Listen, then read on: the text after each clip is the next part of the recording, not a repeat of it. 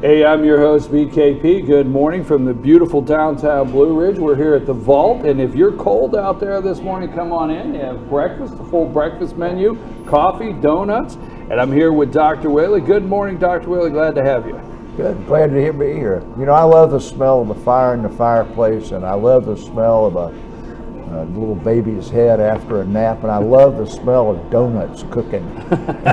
I hate to tell you, I'm not going to eat them, but they sure do smell good. Well, that is you have some very friendly, inviting aromas here at the Vault. That we'll say that. Right. Okay. Dr. Whaley, we were talking during the break, and you said you wanted to, you had a direction you want to go this morning, some things you want to talk about? Well, part of it's hooked to your program here. Last night I went to the fundraiser for Habitat and the Humane Society, and I ran into some Humane Society people who said they hope to hurry up and warms up so they can get back to the pet of the week. And then there were some people there that said, well, they've been watching us, they didn't see the pet of the week, so at least I know we have an audience out there. And I had to leave early because I had to get home and see the start of Mr. Trump's, victory tour. I think he did the best speech last night of the several victory tour speeches. I've watched them all cover to cover. He had a lot more focus, a little less grandioseness about him, which I love, as you well know. But I was really happy with him bringing the new Chinese ambassador up on stage, a governor of a state who gives up being the governor to go be an ambassador is really throwing in with the team. Because a governor's a lot more prestigious than an ambassador. We've got hundreds of ambassadors. We've only got 50 governors. And I'm impressed with that. I think that he's going to be very successful. Governor Jerry Barnstad actually is the longest serving governor in the United States. Ever. Yes, 220 years right. or something. Yeah. He's well liked, he's a solid person, and I understand he has a really great background with China. Well, go ahead. You'll never let the truth stand in the way of a good story, but that's one of my dad's. But I am told, or at least I understood from what I listened to, that the president of China was in Indiana 20-something years ago as an exchange student, and the governor at the time got to know him in some fashion and said, this young man will be president of that country one day. You know, that's a little strange. Kind of like they said Bill Clinton would be when he went and met JFK. But anyhow, he's got a personal relationship with him. I don't think you can fight with a 300-ton elephant.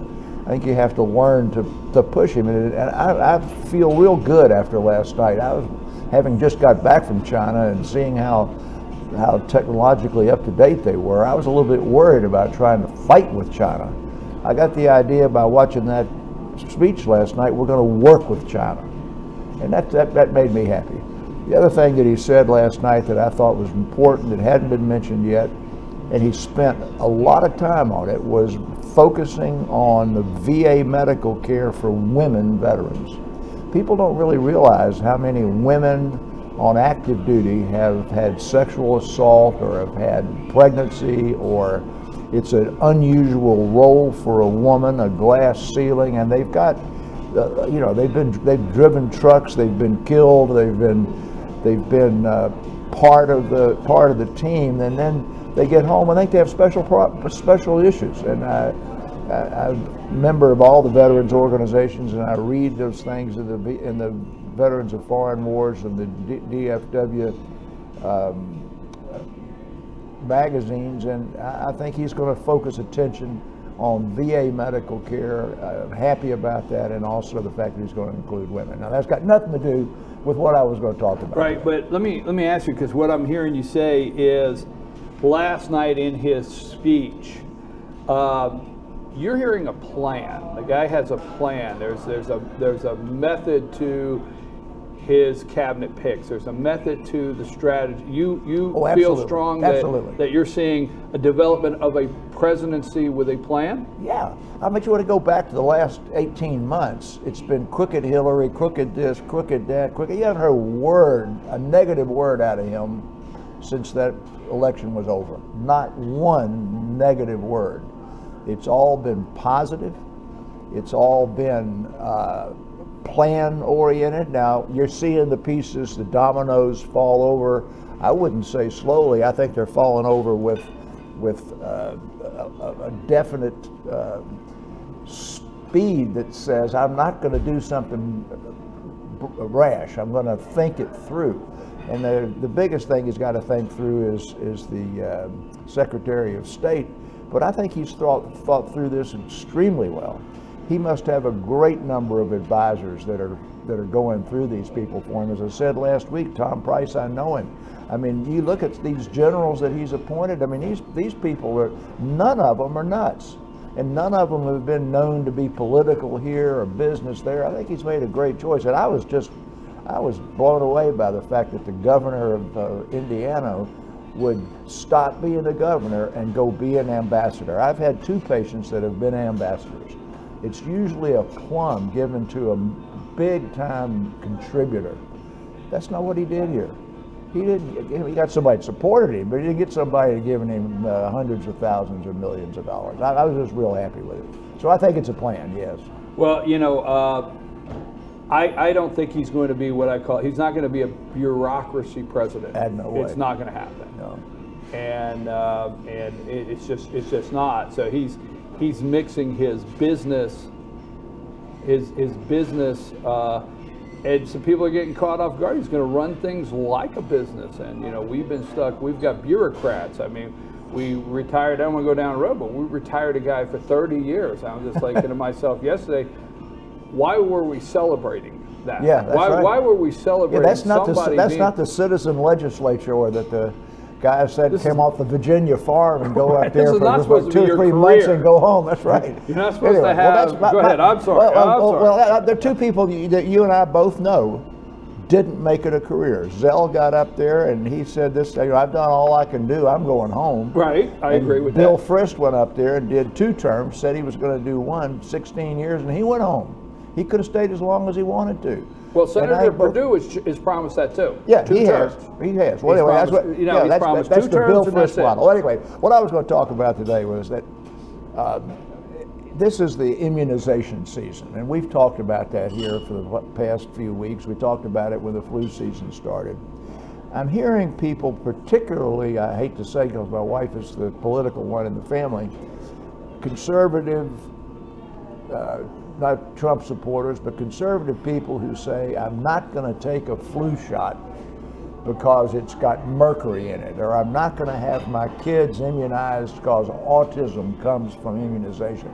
And we've been talking about the Zika virus over the last few months and about the birth defect percentages that occur with the Zika virus, and it takes a mosquito or a sexual episode to transmit that virus.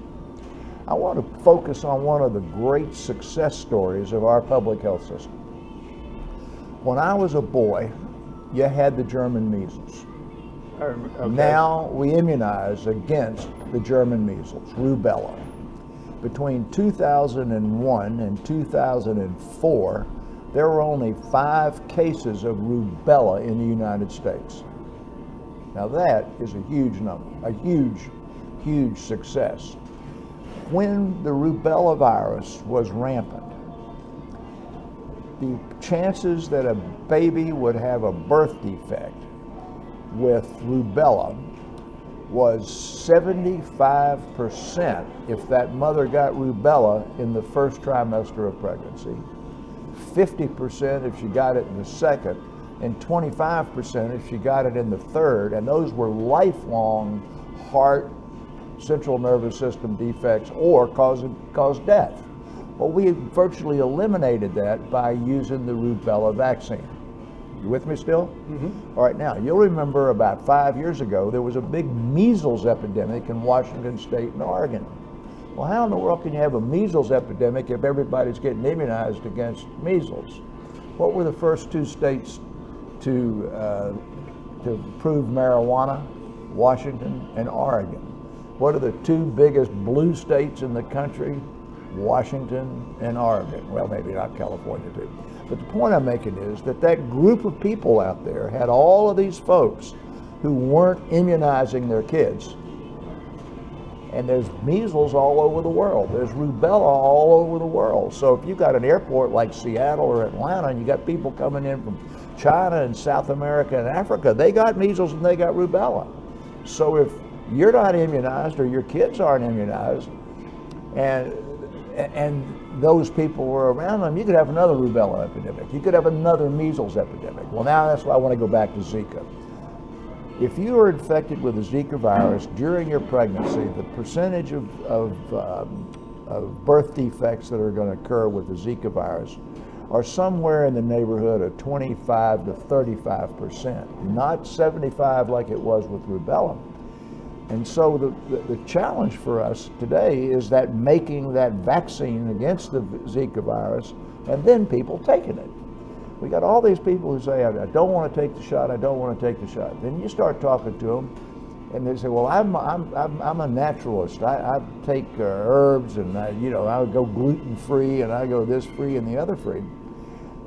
They buy their supplements off the internet, come mostly from China, and everybody says, no, don't do that.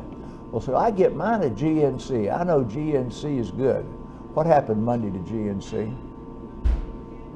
Did you watch it? Did you see it? I did not. All right, well, GNC paid a huge fine Monday to the government because they have been putting in their products ingredients that they called natural and called, what's the other word, organic, that they bought by the trainload from China that were just as bad as what you buy in a Chinese market, and it was in their biggest supplements. And now they've said, well, we're not going to do that anymore, and we'll pay you this $5 million or $15 million or whatever it was. So I don't think you're safe when you go buy your supplement at GNC. I don't think you're safe when you get your whatever it is, that you're told is going to prevent cancer or lower your blood pressure or make you live longer. And then on the other hand, you're not going to let your kids take their rubella shot or take their measles vaccine. So anyway, I wanted to. It's very interesting. I wanted to go back. I wanted to tie that up. We've been talking about it for weeks. Now I have to go read that because, as you well know, one, I try to keep up with about everything, but when it comes to GNC, if it didn't have nothing to do with Donald Trump and the cabinet pick, I probably missed that. All right, but that's why I was hanging on every word. I didn't realize that. You've got to quit trying to do everything. You can't be all things to all people. I want you to focus. I want you to focus on that local news you're going to start in January, because I really think that's I think that we're neglecting that. I read the local newspapers, and there's just not enough in there. Second, I think the local news has a lot of really good stories, heartwarming stories in it. You look at the drug courts. You look at that thing last night with the Habitat for Humanity building ramps for people who can't afford it, that are handicapped. Those are good stories. We ought to focus on those. And we got the bad stories.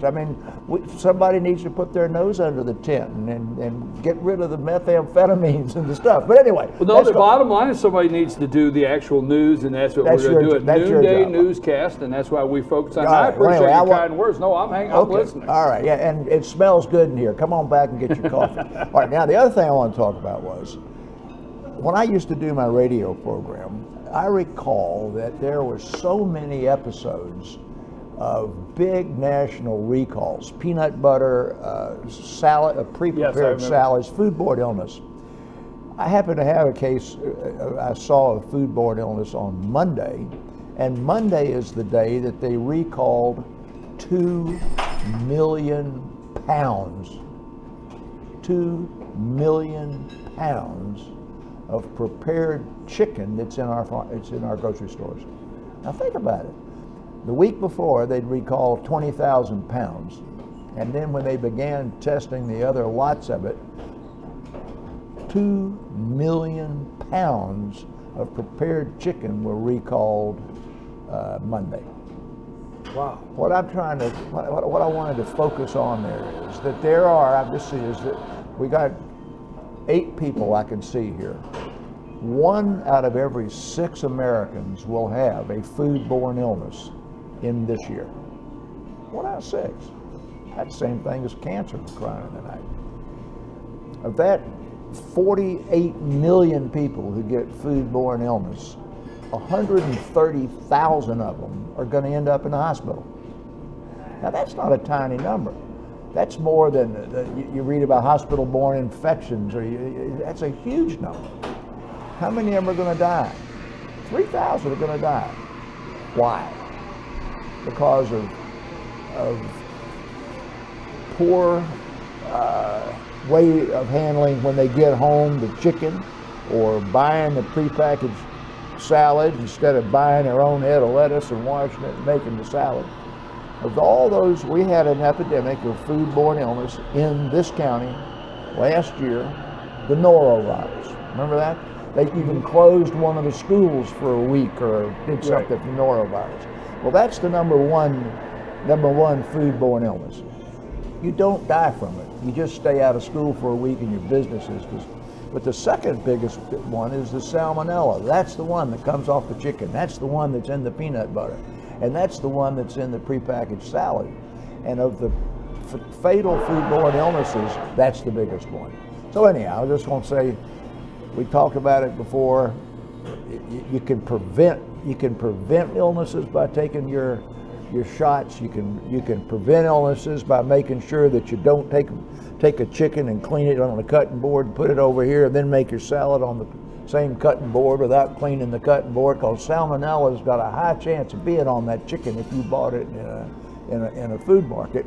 And then taking all that stuff together, what was the biggest health piece of news yesterday?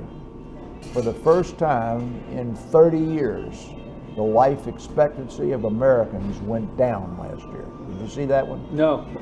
Man, you got it. I'm glad you got me coming. Yeah, every exactly. week. I'm hanging. I'm glad you got me coming. So you keep focusing on that. All right. I think I said before, when Social Security started, the men died in their late 50s and the women died in their young 60s, so they never got to collect Social Security. And now the average life expectancy is it was 78.9 or whatever it was, and last year it went down to 78.8 years, and that's the first time in 30 years that the life expectancy of Americans have gone down. Now, it didn't go down because they didn't take their rubella shots or their flu shots. It went down because of heart disease and stroke and cancer. But in any event, we're living longer now because we have all of these immunizations and all the rest of that stuff. Okay, I'm through now. It's your turn. No. I know your wife said, don't interrupt me. But now I have to go next week and say, oh no, I've got to start paying better attention. No, you don't. That's my job. Exactly. I read articles about the Dallas Police pension plan. Yeah, all right. And I read an article there. But now let me ask you a question. Now let me backtrack, because I do want to ask you on supplements. That is a $1 billion business in this country, and you know, about every household you go in the country, you'll see supplements. Are there not ways to find what is a good supplement, what is a pure supplement, where's the best place to get supplements? I mean, is there not something that we can? I mean, when you told that story just a minute ago, I was hanging on it because I was thinking, wow, that's scary to think that somebody's bringing in stuff and passing it off as, you know, as organic and 100% natural, and it's not. Yeah, it's garbage. Okay, let me give you the worst part of it is the company that was selling that to GNC is called USP Pharmaceuticals. Well, USP means U.S. Pharmacopoeia. That is a good housekeeping seal name, and this business chose those initials to make their chemical company and give it a cachet of quality. It's like the good housekeeping seal. You know, if you open up the phone book, you got AAA towing and AAA plumbing and AAA everything else because they used to want to be at the first of the yellow pages. You know, AAA, AAA, AAA. So a name doesn't do you a bit of good. Second, do you need supplements at all? I lift weights. I exercise 80 minutes a day. And you go to the health food, to the weightlifting place, and they got these things of protein powder supplements that are $30 a Right. tin. If you look carefully, it says whey protein. Well, what is that? That's powdered milk. You could buy at the Ingles down there for 50 cents for a big old sack of it, and we ship it to Biafra in places that are having famines, and they pay a couple bucks a ton for it. Well, it goes from a couple bucks a ton when we send it to a famine, from $1 for a big old thing down in Ingles to $30 when you put it in a fancy can and put a weightlifter on it. So that's nothing but hype. That's nothing but marketing. Now, it's pretty well established that if you are not eating a diet of pure alcohol and French fries in this country, that you have adequate iron unless you're a menstruating woman. You have all the essential vitamins if you're eating your 5 fruits and vegetables every day that they tell you to eat. There is some question about how much vitamin D you need because we're not sunbathing anymore and we're not drinking a whole bunch of milk products. So there's a legitimate vitamin D lack in a significant proportion of Americans and Western Europeans. And maybe some vitamin D would be helpful, maybe not. But there really isn't a need for big time mega vitamins or anything like that. I tell people when they get to your age, far by my age, that if you get a senior citizen multiple vitamin, the generic one that's equivalent to one of the brands, and take it, it has those vitamins in it that are shown to prevent some retinal disease. And if there's some trace element you're not getting, it's going to be in there. And if there's no economic disincentive, taking those aren't going to hurt you.